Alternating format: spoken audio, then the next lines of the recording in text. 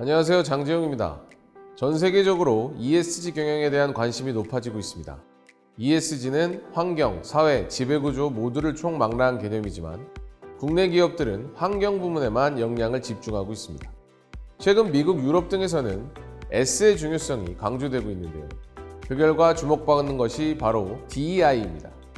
DEI는 다양성, 형평성, 포용성의 첫 글자의 약어로 조직이나 개인의 차이를 인정하고 다양성의 가치를 존중하는 문화를 뜻합니다.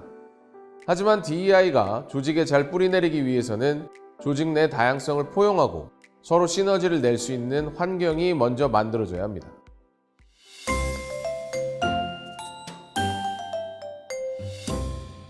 경영자들은 다름을 포용하는 것을 불편해합니다. 마찰을 두려워하기 때문이죠. 이는 자신의 마음에 들지 않는 사람이 곧 자신이 갖지 못한 능력을 가진 사람이란 사실을 간과하고 있는 것과 같습니다. 로버트 서튼 스탠퍼드대 교수는 이른바 괴짜 아이디어, 즉 역발상이 오히려 조직의 활력소가 되고 나아가 조직을 살리는 길이라고 주장한 바 있습니다. 기존 전제로는 튀는 괴짜들과 이들이 내놓는 튀는 언행 및 사고가 조직 화합, 융합에 문제를 일으킨다고 간주됐지만 이제 조직 창의 측면에서 긍정적으로 봐야 한다는 것이죠. 서튼 교수는 이들을 긍정적 괴짜라고 명명했습니다. 그는 역발상이 곧 창의력과 맞닿아 있음을 강조하기도 했죠. 다소 극단적이고 급진적인 생각과 방식을 고집하지만 이를 통해 조직 내에 더 나은 업무 효율을 가져오는 사람, 완성화된 기존 관행과 통념을 깨고 가보지 않은 길에 기꺼이 앞장서는 사람이 바로 역발상의 주체자들입니다.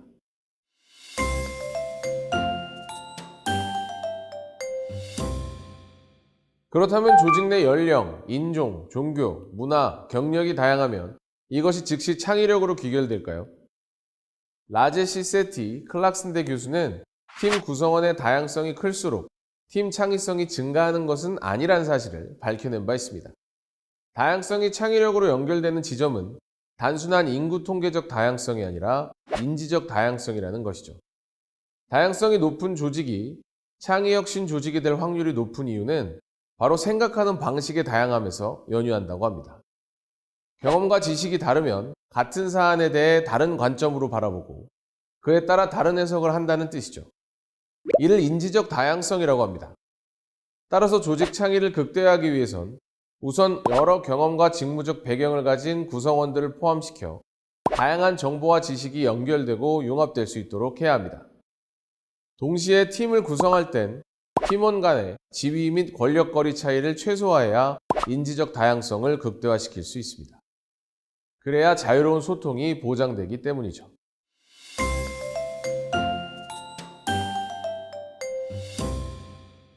다양성이 생산적으로 포용되지 않으면 조직은 복잡해지고 조직 내 갈등만 증폭시킬 뿐입니다. 다양성은 각 구성원이 개별적으로 가지고 있는 특성, 자질, 경험과 지식, 이로 인한 인지적 차이에 관한 것이고, 포용은 이 인지적 차이의 가치를 인정하며 이를 구성원의 1인 지분 개념으로 구현하기 위해 노력하는 것을 말합니다. 1인 지분 개념이란 곧 조직 내 기회의 형평성을 의미하죠. 구성원 하나하나가 소외됨 없이 자신의 색깔에 맞는 기회를 부여받게 될 때 비로소 다양성은 꽃을 피우게 되는 것입니다. 모든 조직은 유능한 인재를 선호합니다. 이들은 핵심 인재라고 구분해 관리하기도 하죠. 여기에는 유능한 인재들이 모일수록 성과를 낼 확률이 높다는 암묵적 신념이 전제되어 있습니다. 이게 맞다면 우리는 할 수 있는 한 유능한 인재들로만 조직을 가득 채워야 합니다. 하지만 결과적으로 이들이 확실한 시너지 효과를 낼까요?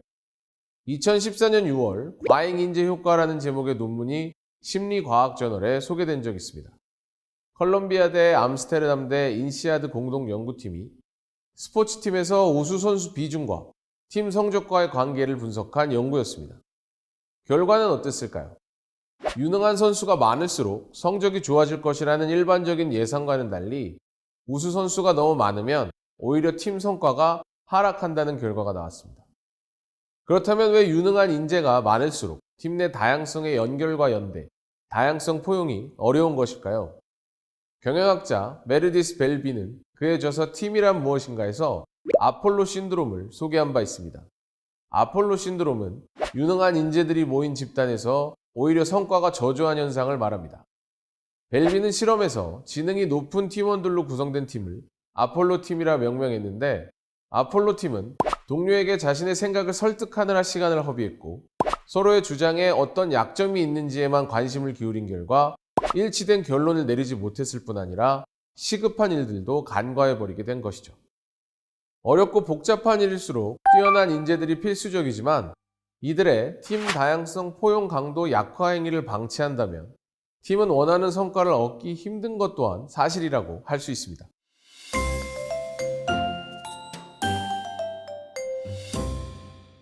그러면 조직의 다양성 포용 강도는 어떻게 높일 수 있을까요? 다른 무엇보다 조직의 인간적 측면 활성화가 필요합니다. 조직의 인간적 측면은 완충, 연결, 응집 세 가지로 구성됩니다. 완충은 외부로부터의 환경 변화 또는 내부 다양성 증대가 줄 수 있는 이른바 경계 위협을 최소화함과 동시에 이를 생산적으로 내재화하고 포용할 수 있는 여지를 제공합니다. 만일 조직 내 완충제 역할이 활성화되지 못하면 이러한 변화와 혁신 활동은 필연적으로 조직 내 쇼크를 일으키며 생산적 변화, 즉 성장을 양산하지 못하고 변질됩니다. 두 번째, 연결은 기존의 경계를 초월하는 새로운 관계를 수립하는 것입니다.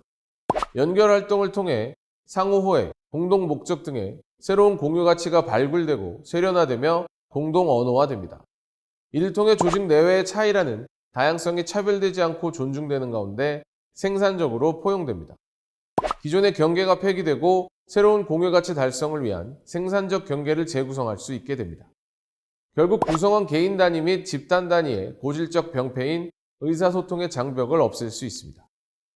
끝으로 응집은 마치 씨줄과 날줄을 엮어서 배를 짜듯이 집단 간, 구성원 개인의 독특한 개별성과 강점 기반의 역할을 인정하고 이를 기반으로 전체적인 역량을 통합하는 활동을 뜻합니다.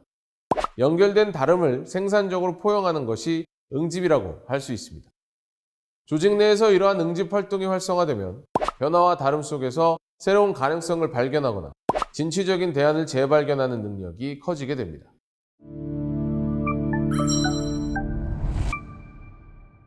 앞으로도 조직 내 다양성에 대한 관심이 지속적으로 높아질 것으로 보입니다.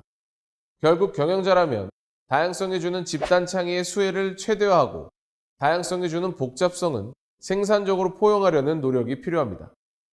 이를 위해서는 가장 먼저 구성원은 조직의 성과를 달성하는 데 필요한 휴먼 리소스라는 생각에서 벗어나 존재 그 자체로 존중받아야 하는 휴먼 비잉이라는 인식의 전환이 선행돼야 합니다. 구성원을 자원이 아닌 개별 주체로 인식하게 되면 구성원 하나하나의 독특함이 보이기 시작하고 집단 창의에 문이 열릴 것입니다. 감사합니다.